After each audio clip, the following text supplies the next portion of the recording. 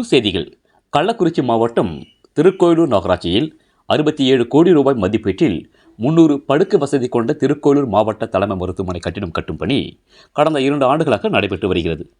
அப்போது மருத்துவமனை கட்டுவதற்கான கால அவகாசம் முடிந்து ஓராண்டு 2 மாதங்கள் கடந்தும் இதுவரை பணிகள் முடிவு பெறவில்லை என்று குற்றச்சாட்டு எழுந்துள்ளது.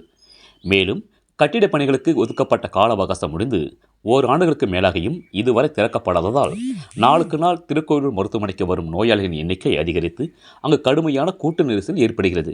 எனவே உடனடியாக திருக்கோயிலூர் மாவட்ட தலைமை மருத்துவமனை திறக்கப்பட வேண்டும் என நோயாளிகள் மற்றும் அப்பகுதி மக்கள் கோரிக்கை விடுத்துள்ளனர். ரேட்டில் தமிழ் செய்திக்காக திருக்கோயிலூர் செய்தியாளர் முத்துக்குமரன். செய்திகளை உடனுக்குடன் தெரிந்து கொள்ள ரேட்டில் தமிழ் சேனலை சப்ஸ்கிரைப் செய்யவும். அரசியல் ஆதாயத்துக்காக திமுகவினுடைய செயல்பாடுகள் கண்டிக்கத்தக்கது. இங்கே அரசு மருத்துவமனை அவசர கதியில் தயார் செய்யப்பட்டு வருகிறது என்பது தெரிய வருகிறது. இவர்களுடைய செயல்பாடுகள் வன்மையாக கண்டிக்கத்தக்கது. ஏனென்றால் மக்களுடைய அடிப்படை மருத்துவ வசதி கூட இங்கே தயார் செய்யப்படவில்லை. அதுக்கான மருத்துவர்கள் நியமிக்கப்படவில்லை என்பது மக்கள் அனைவருக்கும் தெரியும்.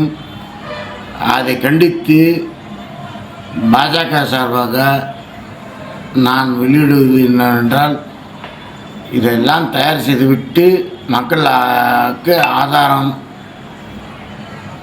செய்ய வேண்டும் என்று கேட்டுக்கொள்கிறேன்.